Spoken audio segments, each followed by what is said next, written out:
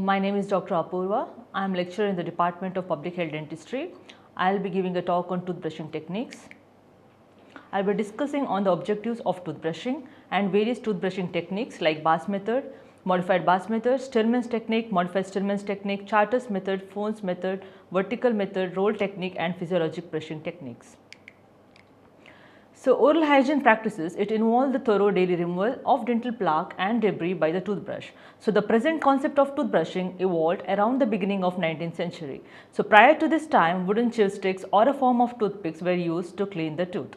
The purpose of toothbrushing is to remove the bacterial plaque from the tooth surfaces without injuring the soft tissues.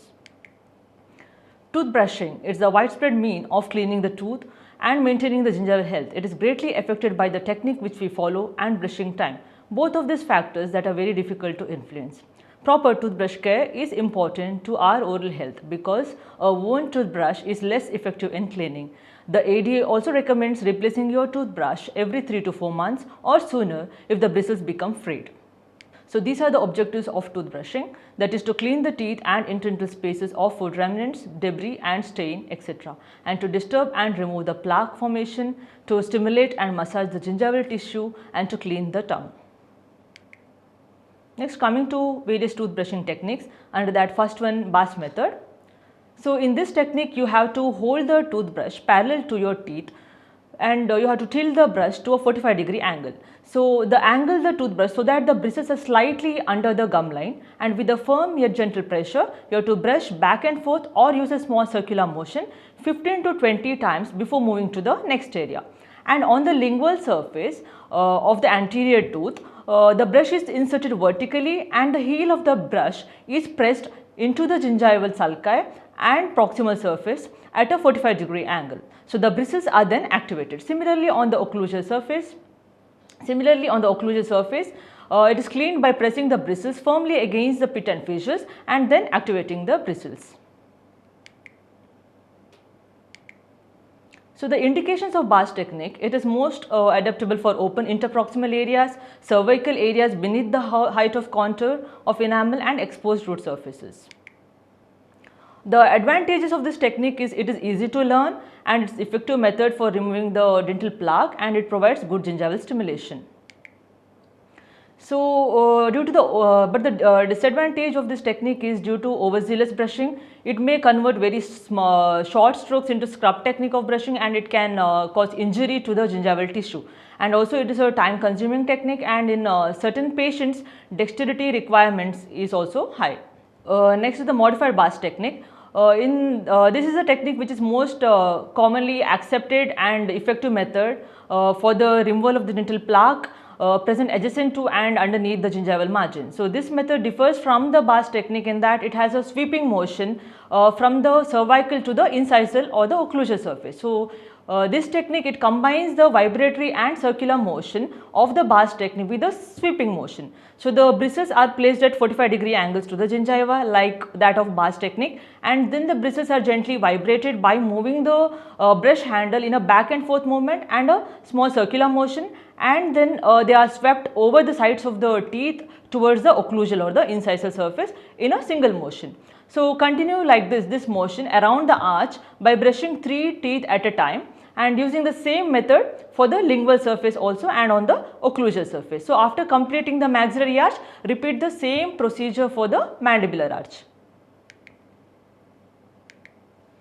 So, the indications of modified Bass technique is it is used as a routine oral hygiene measure and it is also useful for the intracircular cleaning.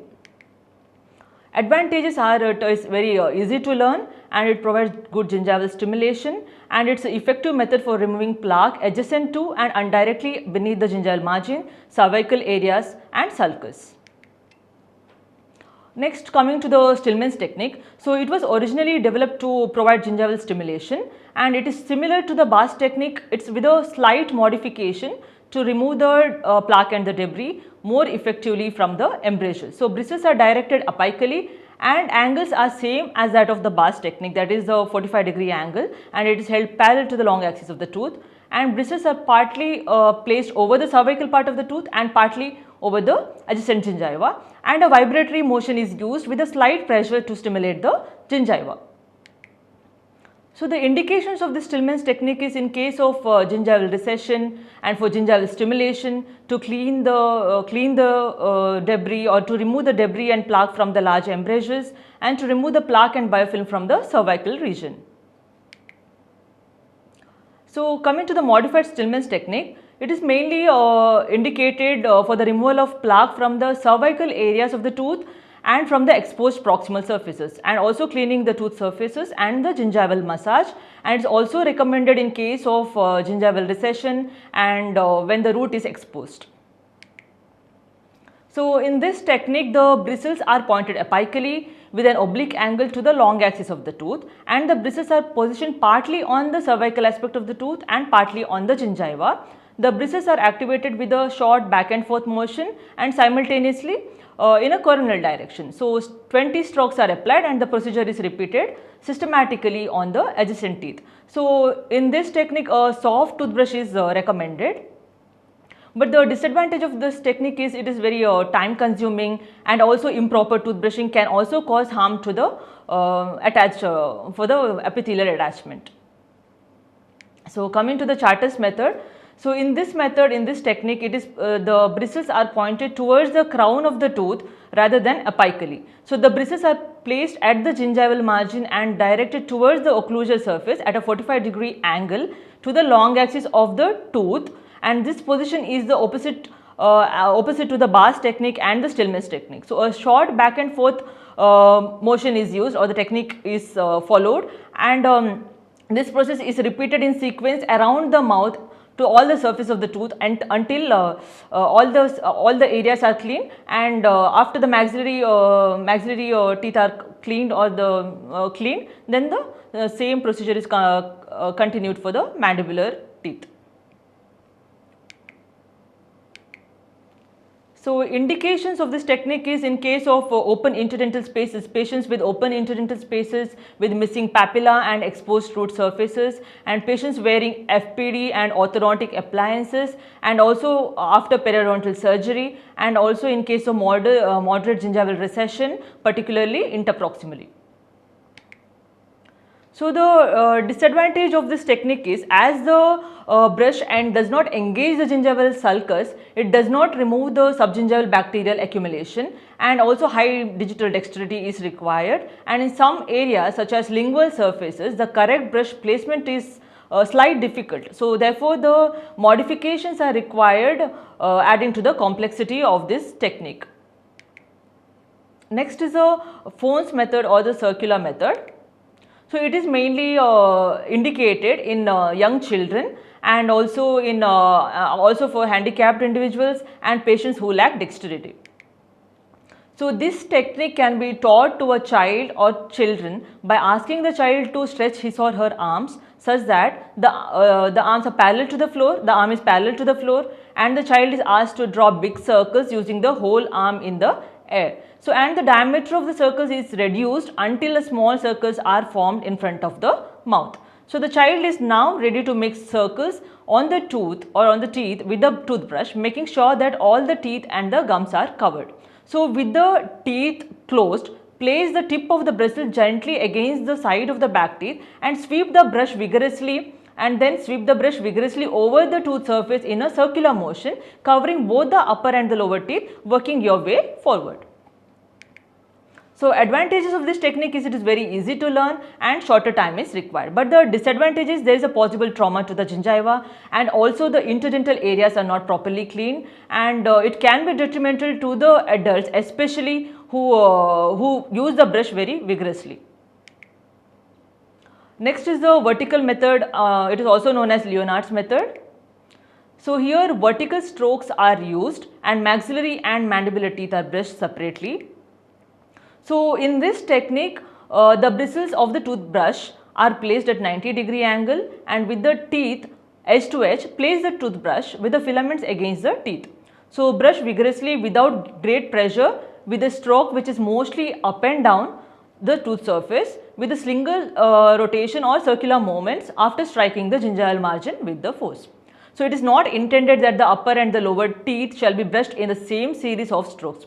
So the advantage of this technique, it is mostly very convenient, especially in small children, but the disadvantage is interdental spaces are not cleaned properly, and also this that's why this technique is usually not recommended. Next is the roll technique.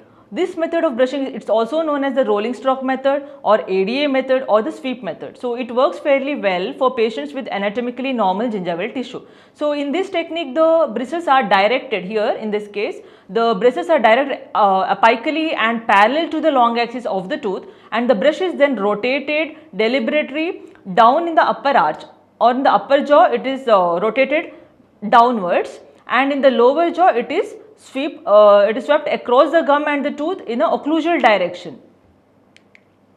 So it is indicated in children and also adult patients with limited dexterity, and it is used it is useful for a preparatory lesson for the modified Stillman's technique, because the initial brush placement is similar to that of the modified Stillman's technique. Advantage of this technique is it provides good gingival stimulation and also good gingival massage. Next is the Smith-Bell technique, or it's also called as physiologic technique. So it's known as physiologic technique because it produces the frictional action which is similar to that obtained from mastication of fibrous food. So in this technique, bristles are placed at a height of the incisal edge or the occlusal surface at an angle of 90 degrees and moved in the gingival direction. So it is suitable for patients who are having anatomically normal dentition. So the advantage of this technique is it stimulates the gingiva and improves the blood circulation in the connective tissue. Disadvantage, in existing pockets, if there are pockets, this brushing technique tends to strip the gingival tissues away from the teeth, and it facilitates the packing of the debris into the open pocket. So interdental spaces and sulcus are not cleaned properly, and also it causes harm to the gingiva or the soft tissues. So combined with the brushing technique, you also need to use the correct tools to do a good job with any task, and it is very essential to replace your toothbrush every 3 to 4 months, because worn or frayed brushes does not clean the teeth properly, and also older toothbrush can harbor bacteria. So whatever the tools you are using, or whatever the tools are more comfortable for you, to complete proper brushing twice a day, 2 minutes each time are the best choice. So your first line of defense is keeping your teeth clean by brushing twice a day for 2 minutes. If you don't brush properly, the harmful bacteria can sneak in and lead to dental decay and gum diseases. These are my references. Thank you.